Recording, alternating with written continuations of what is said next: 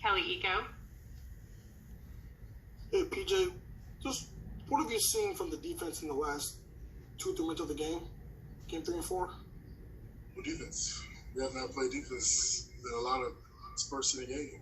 We just haven't. We haven't done the things that won us the game in the first 2 games.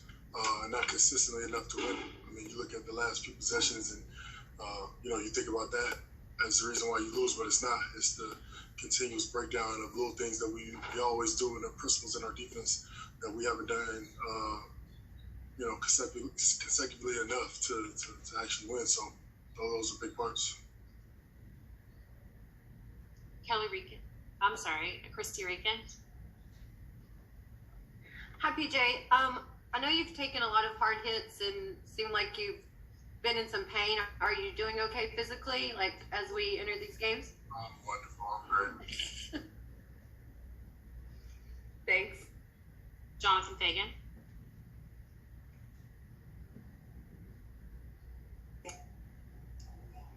There we go. Hello, PJ. Normally, the strength of your defense is one-on-one matchups. You have really great numbers throughout the year in ISO situations, but not late in games. Is that what you're referring to? And is that encouraging because what needs to improve is a strength, or worrisome in that they've done well in that area? I think it's more predicated on what we do throughout the game, right? So our defense and the values of our defense and what we're supposed to be in a lot of those ISO situations. That's what helps the percentage of those numbers go up and down. Is the guy being strong side, showing his body, the guy behind him having the crackback being ready, the guy that's supposed to out being there. All those little things add up to big things, and it adds up to points in the end. And we gave up a bunch of them where we just weren't there. And those late game situations and ISOs, people gonna make shots, you'll get stops. Those are gonna happen, but it's the breakdown continuously throughout the game that hurts you more than just those those last few possessions. Thank you. Haley Griffin.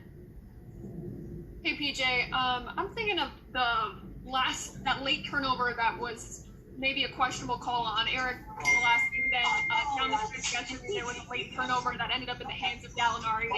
How much do you attribute the last? Thanks. Can't hear. Don't have you. Thank you. This one, they can't put on TV? Sorry, can you say that? Yeah, sorry. I'm thinking of down the stretch, the last 2 games. There was a turnover in game 3 last night. There was a late turnover that ended up in the hands of Gallinari. How much do you attribute some of these losses to some late mental mistakes down the stretch? None of them. We lose these games in the first, second, third quarter. You said what you wanted. The last seconds, those plays are gonna happen sometimes, but we had so many mistakes up until that point. It's never 1-2 possessions, turnovers, or missed shots. It's a lot of breakdowns. We give up easy layups. You don't get back in transition defense. It's those points that kill you.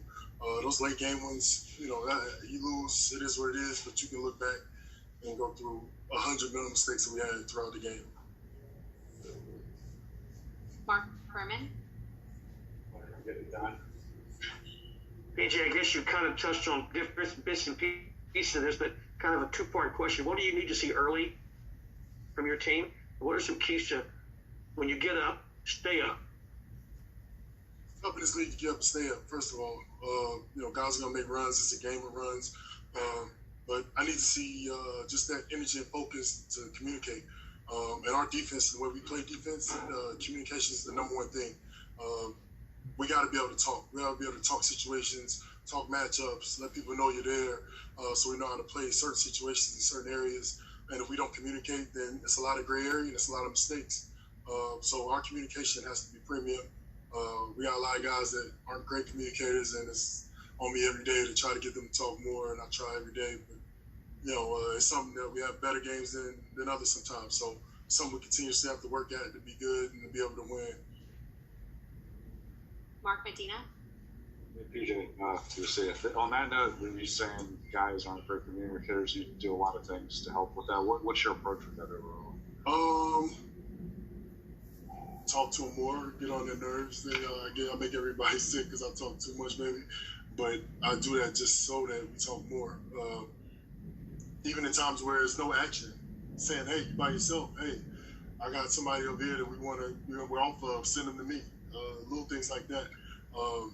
Keep the defense fluid. They keep offenses honest, and that makes them, it makes you exploit their weaknesses, and it helps your defense. And those little things that, like I said, they add up over time, getting stops and being able to make them take tougher shots and not get to the spots. It makes a difference in any game. Taylor Rooks. PJ, so what is the biggest problem that the Thunder are presenting to you guys, and what do you think is the biggest problem you present to the Thunder? Our switching is always our biggest component. It usually takes people out of offenses when it's aggressive.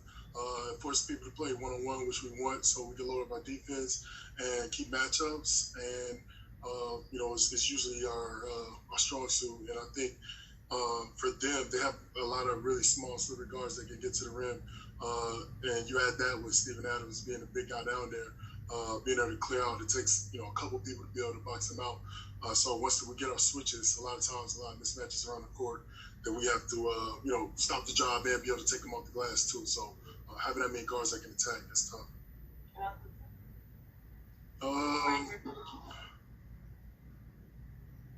I think it goes both ways. Obviously having James attacking, Eric attacking, for them having bigs in, we want to attack them. Having big guys in there. And then on the flip side, I think it's the same thing. Or they just do the same thing with the guards. We'll take two more. Brian Bearfield. PJ, this is a question kind of like off the court. I mean, as you all know, there was another incident of unarmed African-American male that was shot by law enforcement officials, and also the cops who killed Breonna Taylor haven't been arrested yet. Chris led with that in his post-game interview on yesterday. What do you think that needs to be done so the voices can be heard in order for things like this can stop? Not sure. I don't have the answers. I honestly don't. I just seen that this morning when I've been in Wisconsin, and I don't have enough information to talk on it yet. But something has to be done. I think guys are going to continue to speak up, try to do everything they can in efforts to help and try to resolve situations. But it's something that's ongoing, and guys are going to keep standing up and speaking up about. Last one, Jonathan Fagan. Obviously, a lot of uncertainty about when Russ can return, if he does.